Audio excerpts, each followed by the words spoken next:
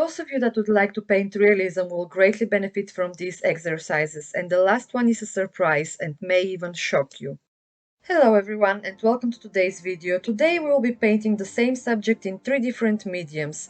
But first we will do a good sketch which will be the foundation of our further exploration. What I like to concentrate over when sketching is, firstly, how do I want to locate my objects on the paper? Secondly, what shape do they have as a whole? And thirdly, what shape do they have as individual objects? Also, there is a fourth one that might be possibly the most important one of all, and this is how those individual objects relate to one another.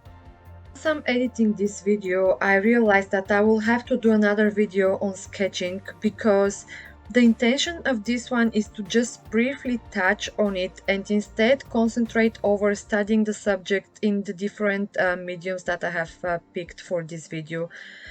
Therefore, I don't have much time to explain how the sketch is done. However, I also do acknowledge that sketch is of great importance for the development of a painting. Therefore, it deserves its own dedicated video where I can give it more time and explain it better and in more detail. Anyway, once you are satisfied with your sketch, you can move on to the first medium, which is ink pen. What I concentrate over with it is texture and values mainly, although as you can see, even I don't know what I'm doing as I'm doing it. However, this I believe is normal when you haven't painted or drawn this subject before. With my ink pen study, by the way, you can do this in graphite pencil too, what I'm really trying to see is where are the darkest darks and my lightest lights, and also where would my midtones be. Moreover, I'm trying to see how the casted shadow looks like and also how it falls. And lastly, I'm trying to represent some texture in it. Speaking of texture, I definitely didn't do well with it in this drawing. However, I do have plans to explore it further for myself, and I also may make a video for you guys where I can share my findings with you. What do you think about that? So I wanted to add that when I make those videos, and if I make them, I will definitely include them in the description box below, so make sure to check it in order to find out about it.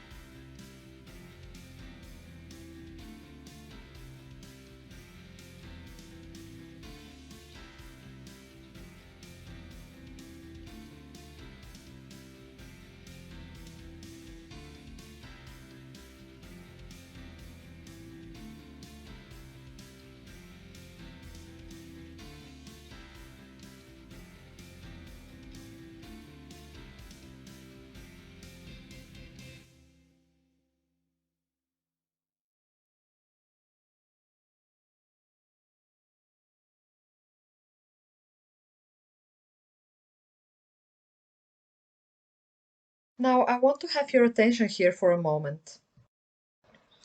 This is where I should have stopped painting because the sketch looked absolutely fine at this point. However, I continued and therefore overworked it, and instead of it starting looking better, it started looking worse. I made it too dark and it started to look flat.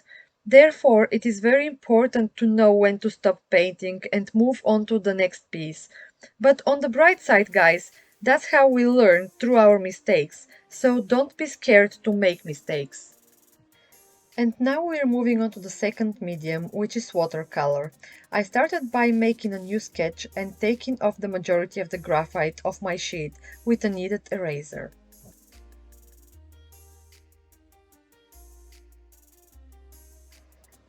Then I pre-mixed my colors for the faster application and my own convenience. For my lemons, I choose to use cadmium yellow, lemon yellow, purple, which I mixed myself with using carmine red and ultramarine blue, orange. Again, I pre-mixed this with cadmium red and lemon yellow, permanent green and a little bit of English red. My objective with this exercise was to try and match the colors as close to the real object as possible, and this was the only thing that I concentrated over. As my colors were mixed, I wet the area where I wanted to work first, in my case the first lemon. Then I started adding in the color. I added cadmium yellow first, but actually I should have done lemon yellow instead, and then took some color off with a clean damp brush. Then I started adding the shadow. For the shadow I used the purple mixture that I prepared in advance. This gave me a rich grey color which I wouldn't be able to achieve if I used black for the dark parts of my lemons. Speaking of that, maybe I should also do a color theory video where I could demonstrate what I mean. But for now, just remember that to mix a rich color for shadows, you should not use black. Instead, pick the color that is opposite on the color wheel to your primary color. So in my case, it is yellow. The opposite of yellow is purple. If you are using red, then opposite would be green. If you are using orange, then the opposite color would be blue. Those opposite colors are called complementary colors, and they are used to cancel each other out by creating a grayscale color when mixed together, or to create the strongest contrast when placed next to each other.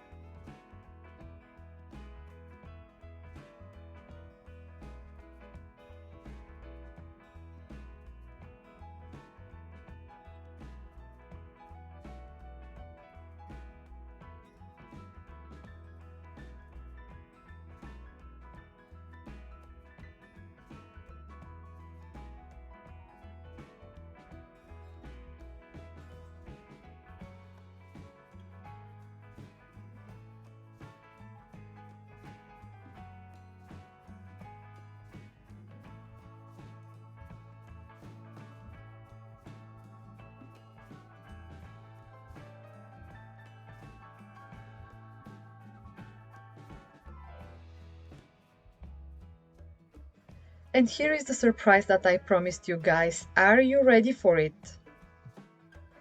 I also created this small teaser for you to extend your suffering a little bit longer. Just joking. But yeah, just to give you some time to try and guess what paint is this.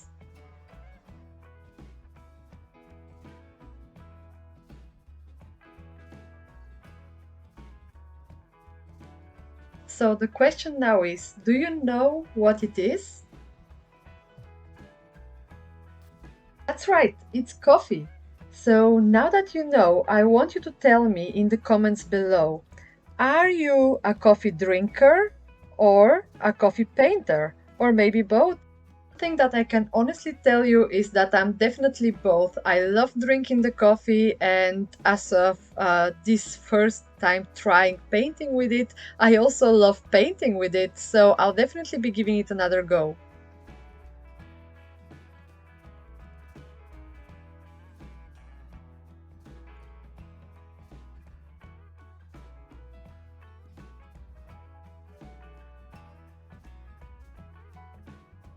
Okay, so now that I have mixed and swatched all my colors, not that I needed so many actually, we can move on to the actual painting.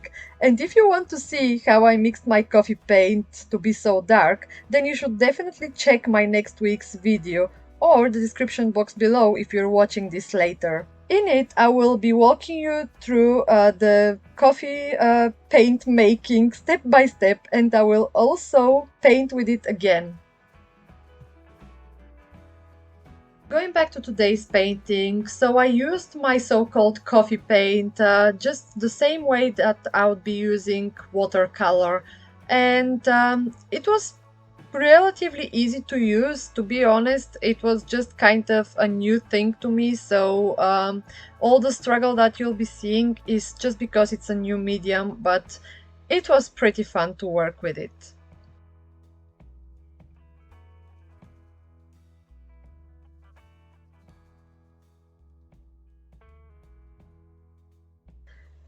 My aim when it comes to painting the lemons with coffee is, again, to explore the values and also to challenge myself to look at the lemons in different way in order to get to know them better.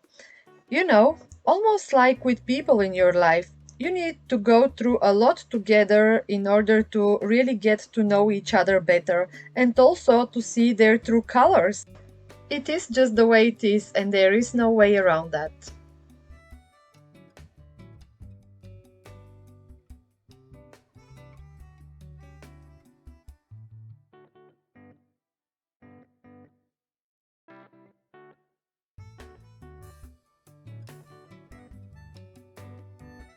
Also, just wanted to take a moment and say a very big thank you to all of you that have been supporting this channel from the beginning, or the ones that just joined. I just wanted to say that without you, this channel wouldn't be possible. And yeah, I just wanted to say a big thank you for all your support and understanding.